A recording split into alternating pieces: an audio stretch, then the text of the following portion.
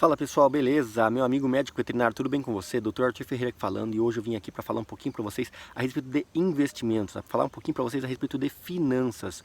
O que poucos veterinários sabem é exatamente sobre esse assunto, beleza? Então vem comigo até o final.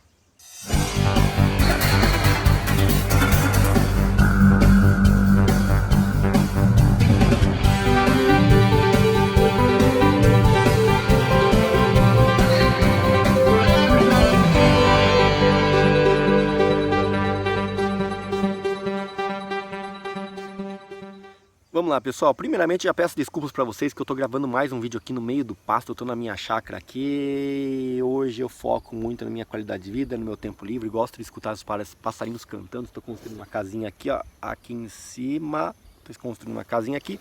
Então vim aqui dar uma olhada, ver como é que os pedreiros estão trabalhando e acabei lembrando um pouquinho de alguns temas que algumas pessoas me pediram. Eu fiz uma live recentemente, acho que faz um tempinho já, falando exatamente sobre essa questão de finanças. E eu contei um pouquinho da minha história, que eu fui um aluno na escola, né? Eu nunca gostei de escola, nunca gostei de estudar, até mesmo por causa do histórico do meu pai. Meu pai fez até a 4ª série e meu pai sempre falava isso. Meu pai se vangloriava exatamente do fato dele ter conseguido construir a vida dele, formar os filhos, sem ter estudado tanto. Ele fez apenas até a 4ª série. E ele sempre começou a trabalhar muito cedo. Eu também comecei a trabalhar cedo, também pelo exemplo dele. Então eu falava ao meu pai: pai, eu não quero ir para a escola, eu quero trabalhar. Pai, eu não quero ir para a escola, eu quero trabalhar. E eu comecei a trabalhar com 7 anos, em troca de meu pai me tirar da escola. Mas isso não deu certo, eu continuei estudando. E pelo fato de você não gostar daquele lugar, faz com que nada que esteja ali te faça bem. Você não quer estar naquele lugar, então você não quer aprender nada do que está sendo feito ali. E quando você está na escola, você vê muitas matérias e coisas que você não vê sentido em como você vai utilizar na sua vida. E eu sempre questionei aquilo, tudo aquilo que eu estava aprendendo na escola, eu falei, meu, como é que eu vou usar isso na minha vida? Como é que eu vou conseguir ganhar dinheiro com isso? Como é que eu vou utilizar isso no meu trabalho? E uma das matérias que eu mais questionava e eu não ia era exatamente a questão da matemática. E eu tinha uma professora que eu nunca consegui ser bem estimulado na questão da matemática, e quando você não consegue fazer uma conta, você tem dificuldade de aprender algo, você tende a se fechar e você começa a ficar aquela criança retraída, aquela criança que tem medo de levantar o dedo. Professor, fui eu. Professor, eu sei. Professor, não sei. E pelo fato de eu passar por essas dificuldades, eu tinha medo de falar que eu não sabia, tinha medo de falar que eu não tinha conseguido acompanhar, copiar as coisas da lousa. Eu sempre aquele aluno retardatário que não dava conta de acompanhar a turma, não conseguia fazer a tarefa, não conseguia copiar tudo. E isso me fazia me sentir muito frustrado e muito inseguro. E aí eu tive depois no ensino fundamental ainda, eu tive uma professora de matemática que não me entendia. Ela, você não sabe, não sei o que, não sei o que. E quando você não sabe, a pessoa escolhe quem para poder mandar lá na lousa, lá na frente, para responder as perguntas. Era eu sempre o trouxa que tinha que ir lá. E eu passava muita vergonha, eu tinha muito medo, eu suava minhas mãos, eu tinha ansiedade, ficava com a barriga. Nossa, como eu passava mal. E eu sempre achei que matemática era algo horrível, que eu não queria saber de matemática, não quero saber de nada que seja nada que tenha a fazer conta, não sei o que. E foi um dos principais motivos que me fez escolher a medicina veterinária para que eu pudesse cursar. Eu olhava a grade de todas as matérias, eu pensei em fazer agronomia, mas é uma engenharia. Aí eu pensei em fazer ciências da computação, também aquele monte de conta. Eu falei, meu, que isso é uma coisa? Tô fora, vou fazer veterinária. Pelo fato da minha criação, as pessoas que estavam ao meu redor me inibiram de ser quem eu realmente era, me inibiram o meu potencial que estava, vamos dizer assim, internalizado, o meu potencial que estava oculto. Quando eu fiz a faculdade, durante a faculdade, pelo fato de eu ver um fundamento naquilo que eu estava aprendendo, bioestatística, nutrição, cara, eu tirava 10, eu era muito bom naquelas matérias de conta. Eu falei, cara, como é que eu consigo fazer conta aqui? Sendo que na colegial inteiro eu sempre aprendi que eu não sabia fazer conta, eu não era bom naquilo, eu não conseguiria ser um bom aluno, ser um bom profissional com aquelas contas. E eu via que toda a sala tinha muita dificuldade. Contava 2, 3 ali que conseguia tirar nota e ia bem, e o restante todo mundo se quebrava nas matérias que tinha conta. Isso me fez crer que é uma tendência do médico veterinário ter dificuldades em ciências exatas, ter dificuldades na hora de fazer conta. Não sei se isso é com você, eu queria muito que você assistisse esse vídeo, comentasse aqui embaixo e mandasse para os seus colegas de turma para que eles respondam também. Você também era assim? Porque a gente precisa estabelecer um padrão de comportamento para a nossa profissão, para entender que realmente nós temos essa deficiência. E um dos motivos que levam a gente a escolher essa profissão é exatamente a dificuldade no relacionamento com pessoas e a dificuldade em realização de contas, em ciências exatas. Já comentei isso em outros vídeos. Mas vamos lá, chegar onde eu quero chegar. Quando eu comecei a trabalhar, fazendo plantões, atendendo, cobrindo folgas e tal, eu sempre fui muito, pelo fato de eu sempre trabalhar, eu sempre fui muito organizado com as minhas finanças. Eu sempre tive meu dinheirinho. E uma coisa que eu sempre aprendi, uma vez, eu não lembro exatamente quando, não lembro exatamente como, mas eu lembro que eu, muito jovem, eu aprendi que poupança remunera. Que poupança pagava um rendimento pequeno pelo dinheiro que você deixava lá. Eu falei, sério, isso aqui são juros compostos. Aquilo me fez começar a querer levar a minha vida querendo aplicar o meu dinheiro e colocar meu dinheiro na poupança. Eu não entendia de investimentos, mas eu aprendi que juros compostos era você colocar R$1 no banco e todos os meses ele te dava 1 centavo. E aí, aos poucos, quando aquele virasse R$1.000, eu ia ter tipo 4 centavos, 50 centavos, 30 centavos por mês. E aquilo me deixava muito feliz em saber que eu estava, por mais se eu estivesse em casa de boa, tinha alguns centavos ali rendendo sobre o dinheiro que eu deixei lá trabalhando para mim. Eu comecei a entender o que era colocar um dinheiro para trabalhar para mim. Eu pegava um dinheiro, colocava lá no banco e eu deixava lá. E depois virava um mês, quando eu via aquele dinheiro tinha multiplicado, eu tinha gerado frutos, ele tinha gerado filhos, ele tinha dado filhotinhos aqueles dinheiros. Os dinheiros, né, os meus dinheiros. E aquilo começou a me falar, caramba, então eu sempre gostei de trabalhar, dar valor no dinheiro, eu sempre fui muito mão de vaca, muito muquirana, e todo mundo sempre me chamou dessa forma, e eu ficava muito mal, muito frustrado por causa disso.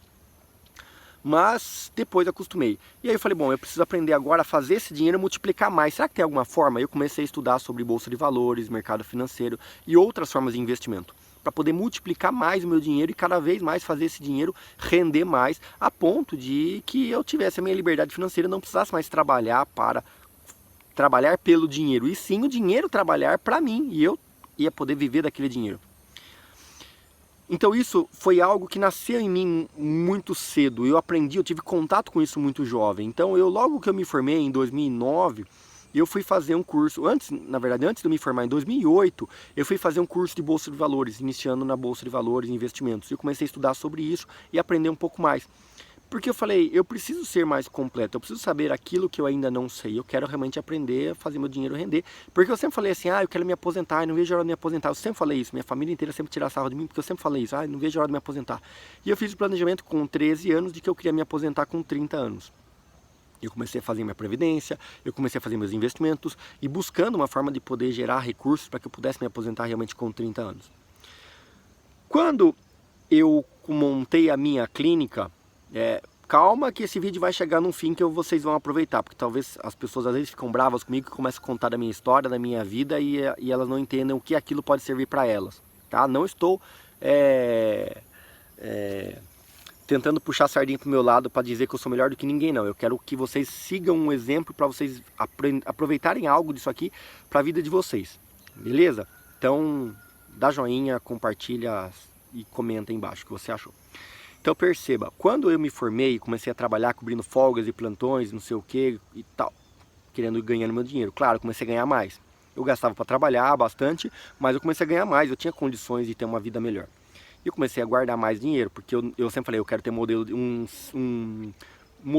padrão de vida simples para que eu não precise trabalhar tanto, para que eu consiga me aposentar cedo. Então, se eu já tenho um volume X de dinheiro, eu consigo viver com X, então eu logo posso me aposentar antes. Esse era meu pensamento.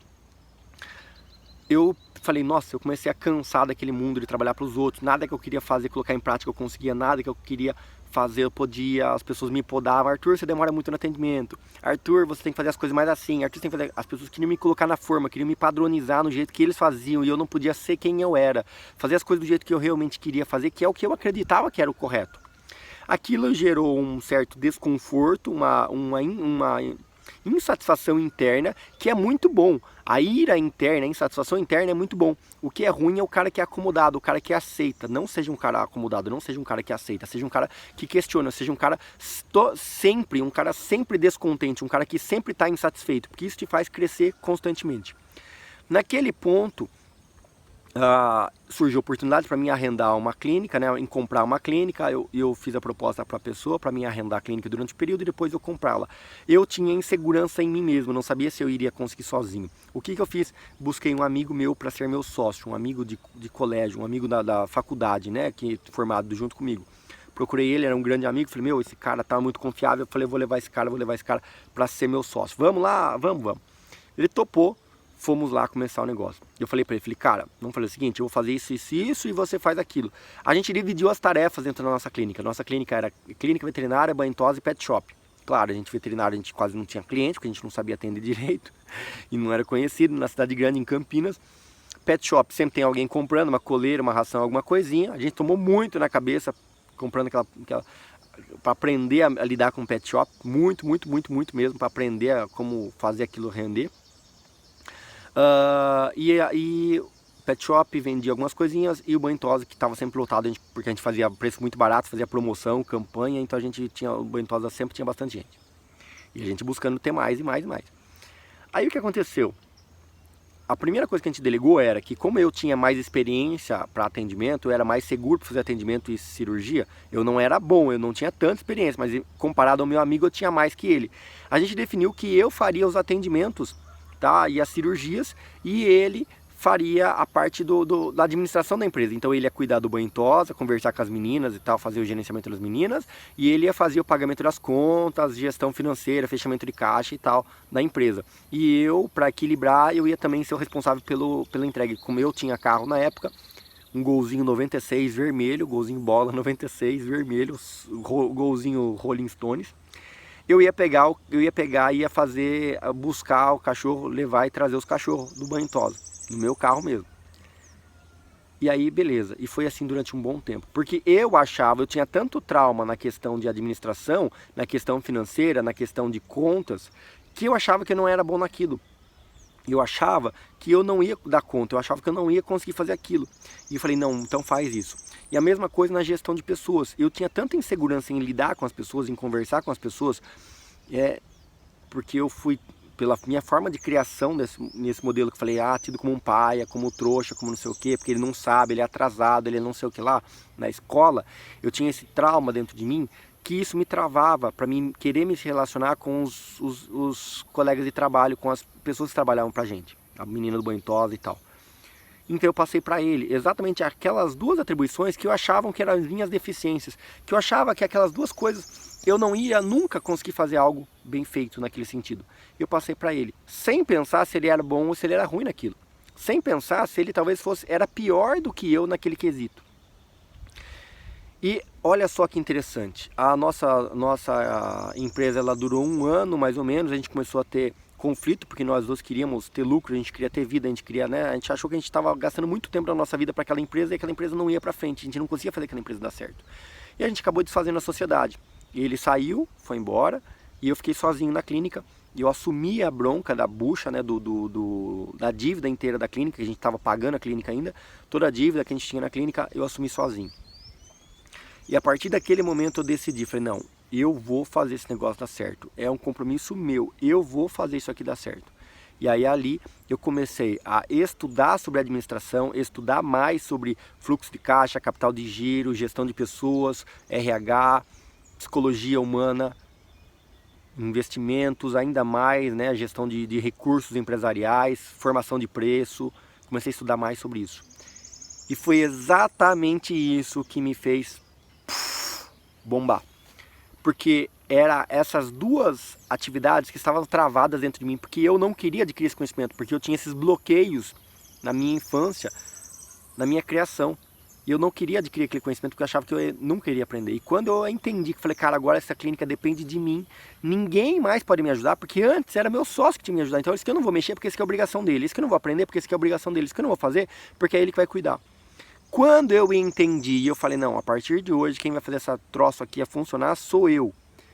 eu comecei a estudar, palestra, evento, administração, finanças, RH, pessoas, psicologia. Eu comecei a mudar o jogo. No primeiro mês que eu estava sozinho, a clínica já deu acho que deu na época R$1.500 de lucro, coisa que a gente estava 1 ano ali sem ter lucro nenhum, zero lucro. A clínica já deu o primeiro R$1.000 de lucro. E aí ali eu comecei a alavancar mais, e o negócio começou a crescer, expandir, chegar ao ponto de construir o meu patrimônio, construir a minha vida, como viver do jeito que eu vivo hoje, graças a todo aquele esforço que eu tive ao longo daquele tempo. Porque eu achei que eu nunca iria conseguir aprender finanças, eu nunca iria poder aprender sobre investimentos, aprender sobre gestão. E isso faz com que muitos profissionais que vão para a área da saúde, eles fogem totalmente dos conhecimentos da área de gestão, finanças e pessoas, porque eles não querem lidar com isso. Eles fogem exatamente daquilo que é o que eles precisam aprender. Nós precisamos saber um pouquinho de cada coisa. E a gestão, ela está inclusa em tudo. Gestão da sua vida pessoal, gestão da sua empresa, gestão do seu patrimônio. Sabe? Isso está em tudo. Tudo é gestão. Se a gente fugir disso, fugir das contas, fugir dos investimentos, a gente fugir da organização, se você não tiver uma planilha orçamentária pessoal, sua planilha de finanças pessoais, você não vai conseguir ir para frente, você não vai conseguir organizar a sua empresa se você é desorganizado. Se você não tem conhecimento do seu salário, dos seus investimentos, do seu dinheiro, da sua família, você não vai conseguir organizar e gerir uma empresa. Sinto muito. Uma das coisas que mais acontece, que eu mais vejo dentro de pequenas e médias empresas principalmente, não somente dentro da veterinária, mas pequenas empresas, eu vejo que as pessoas não têm uma coisa simples, que é um fluxo de caixa. Ela não sabe exatamente quanto entra e não sabe quanto sai. Ela não sabe quanto ela vai ganhar porque ela não organiza. Ela vai lá simplesmente, preciso pagar a mensalidade do meu filho. Vai lá, enfia a mão no caixa e paga um boleto. Eu preciso pagar, a parcela do carro. Ela vai lá, enfia dinheiro no caixa e paga com a conta da empresa. Na sua empresa é assim? Ou você trabalha em uma empresa que você vê o dono da empresa fazer isso? Comenta aqui embaixo, eu quero muito saber, porque eu quero ajudar você a entender que você precisa saber exatamente quanto você ganha e aonde você gasta o seu dinheiro, para onde vai seu dinheiro. Se você não sabe aonde você gasta o seu dinheiro, se você não sabe como você gasta o seu dinheiro, sinto muito, você está perdendo dinheiro, é por aí que está vazando dinheiro no seu ralo. As pessoas às vezes ficam procurando um jeito de cortar o cafezinho para tentar ganhar dinheiro, mas elas não sabem investir, elas não sabem guardar, elas não sabem poupar, elas não sabem nem para onde ela gastou o dinheiro dela. Sabe aquela coisa, a pessoa recebe o dinheiro no dia 10, no dia 11 a pessoa já fala, nossa, acabou meu dinheiro, nossa, eu não tenho nada. A pessoa acha que o cheque especial, o limite do cheque especial é para ela usar, ela usa em dinheiro que não é dela. Ela acha que o limite do cartão de crédito é para ela usar e ela gasta sempre no cartão de crédito porque ela não tem o dinheiro. Ela não sabe viver com o dinheiro em espécie, ela não sabe viver com o dinheiro no cartão de débito para ela gastar apenas o que ela tem. Ela quer gastar o que ela não tem, ela quer viver num padrão de vida que ela não pode, ela quer fazer coisas para mostrar para outras pessoas o que ela não é. Então, a minha mensagem é essa: organize a sua vida financeira, organize seus investimentos. Doutor, mas eu não tenho investimentos. Puxa, então, cara, passou da hora de você ter. Passou da hora de você pensar em organizar isso, em você começar a investir. Nunca é tarde para você ser a pessoa que você... Nunca é tarde para você ser a pessoa que você deveria ter sido. Nunca é tarde para você começar a fazer o que você deveria ter feito ontem. Então comece hoje, tá? Se você tem uma empresa, comece hoje na sua empresa. Chegue lá e revolucione. Não ligue porque as pessoas vão pensar, não ligue porque as pessoas vão falar. Seja uma pessoa livre, independente de comentários, independente da opinião dos outros. Seja o que você é, seja o que você nasceu para ser. Beleza? Conte comigo. Um grande abraço. Até mais.